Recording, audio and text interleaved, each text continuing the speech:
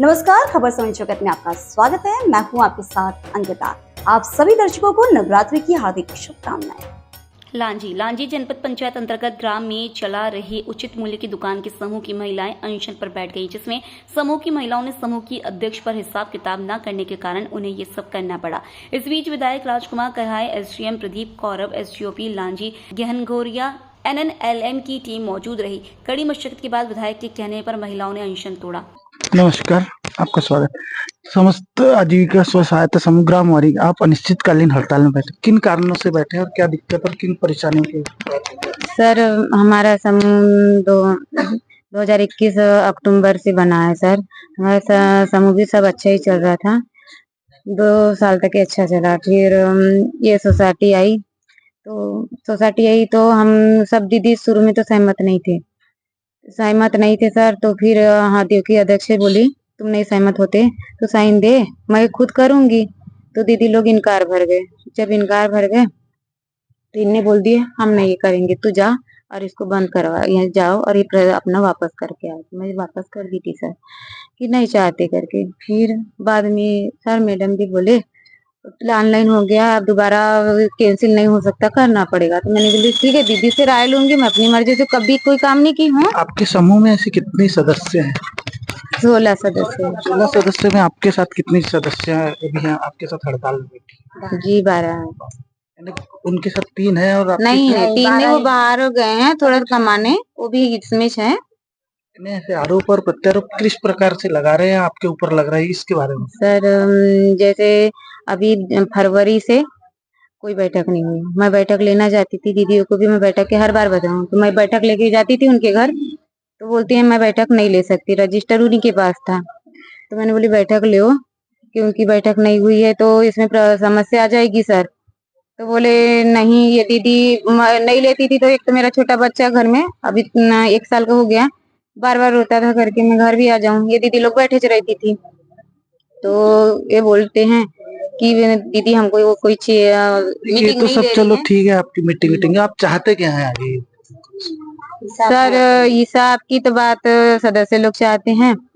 तो सर यानी कि पैसे भी जो हमारा सोसाइटी का आता है, तो सोसाइटी का बचत का तो नहीं था उसमें, जो हमारा बचत खाता में था सोसाइटी का पेमेंट का था, तो उसको निकाले हैं। तो यानी कि जब पैसे निकालने गए तो मैं तो दीदी लोग को बताती थी उसमें, पर वो किसी प्रकार का नहीं बताने दिया, बता रही थी। तो मैंने बोली 1-2 दीदी को बताना जरूरी है कि पैसा जब भी निकालने जाते थे तो सर किसी प्रकार की कोई वहाँ पे इनकी सहमति नहीं थी। पैसा निकाले आपकी जैसी मासिक बैठक होती होगी या साप्ताहिक बैठक होती है, तो ये बैठक भी नहीं हो रही है, क्या हो रहा है? नहीं सर, बिल्कुल मना कर दिए। मैं गई हूँ बैठक, दीदी लोग को भी लेके गई, दीदी लोग बताएंगे अपनी समस्या की बैठक के साथ इनके साथ क्या हो रहा था। क्या नाम लिखते हैं आप? ईरा। क्या आरोप है, यानी अध्यक्ष के ऊपर क्या आरोप लगाना चाहेंगे आप, और यानी आप जो बोलना चाहते हैं? अध्यक्ष को कहीं रोक नहीं लगाने चाहते हैं। आप हिसाब दो, हर महीना में बैठक लगाओ, हर महीना में हिसाब चाहिए हमको। तो हिसाब बताने के लिए इनकार है वो भाई। अब आप हिसाब मांगने के लिए जाते हैं उनके घर, चलो भाई बैठक लगाएंगे करके बोलते हैं, वो भाई बोलते हैं मेरे घर से हट जाओ, काय का हिसाब बताऊंगा, मैं अधिकार को हिसाब बताऊंगी, ऐसी बोलती है। हम आ जाते हैं वापस। इसी बीच में हमारे बीच में यहाँ एनआरएलएम से अधिकारी बैठे हुए हैं। ये हड़ताल के बीच में हम अधिकारी से चर्चा करेंगे किन कारणों से इन महिलाओं ने आज हड़ताल का ऐसा रूप अपनाया है। सर, यहाँ पर अनिश्चितकालीन हड़ताल में बैठे हुए सभी दीदियां कि हम इनके बीच में जो सामंजस्य समूह का, वो चीजें पैसे को लेन देन कर, जो पीडीएस के पैसे आते हैं उन पैसों से इन लोग इनकी बैठक में उस चीज को निराकरण नहीं करते हैं, और बैठक में उस पैसे का इन लोग एक ये 4 रजिस्टर रखे हुए हैं समूह के। इस समूह में ऐसा एथेंटिक एक कोई प्रस्ताव नहीं लिखा गया है कि इस प्रस्ताव में इतनी राशि हमारे पास प्राप्त हुई है, ऐसा कहीं पर भी नहीं लिखा गया है। और साथ साथ में जो राशि इनके प्राप्त हुई है, सिर्फ विड्रॉल का प्रस्ताव लिखा गया है।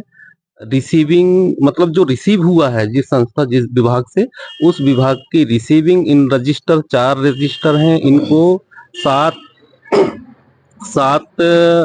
अक्टूबर 2022 से इनको सोसाइटी मिली है। तब से अभी तक भी ऐसा कोई भी ऑथेंटिक जो पैसा आया है उस पैसे का इसमें लेन देन नहीं दिख रहा है।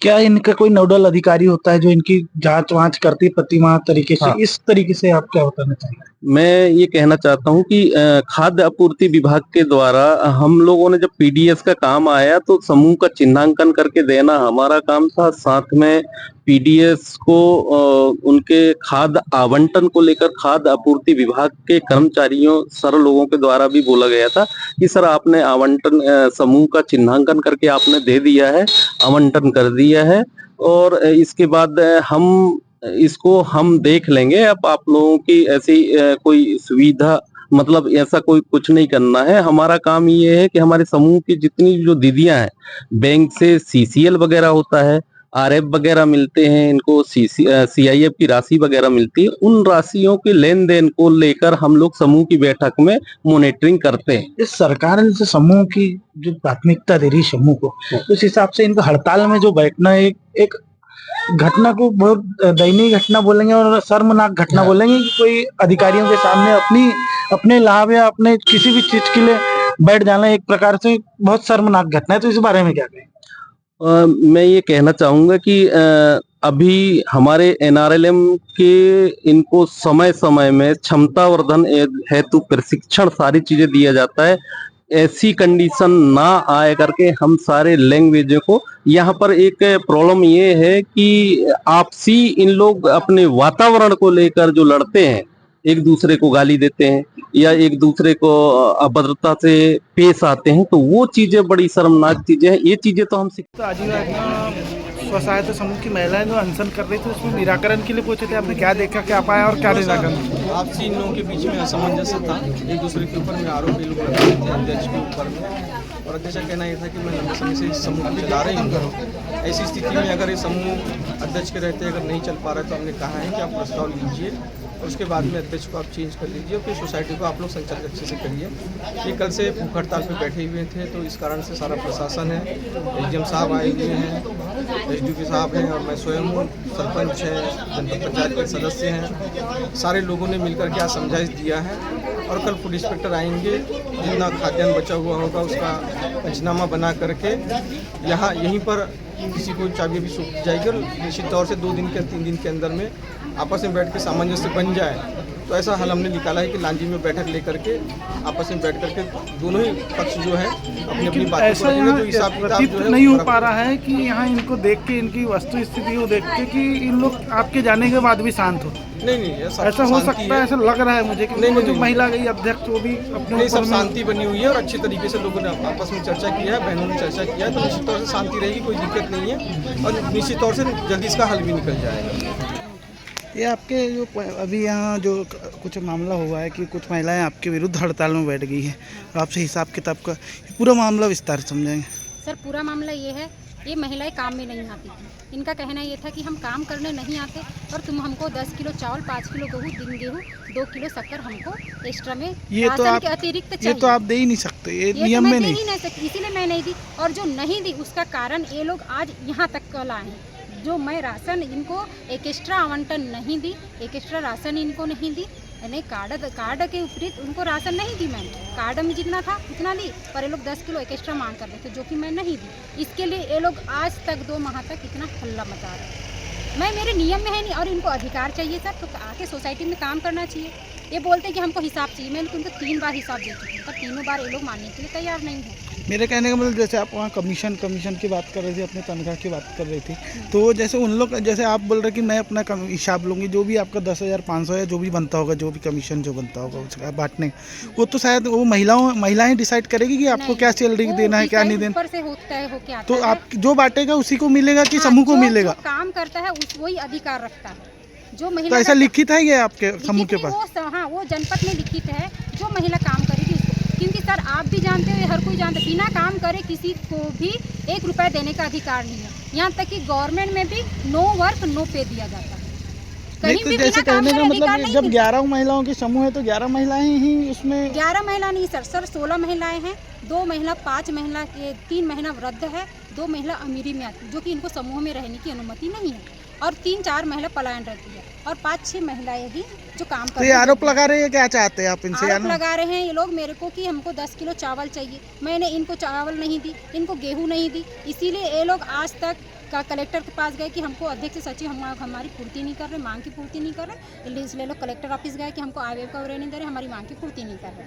कलेक्टर ऑफिस गए, हर जगह गए लोग। लांजी से खबर समय जगत की रुपेश रावते की report. For latest news, subscribe to our channel and press the bell icon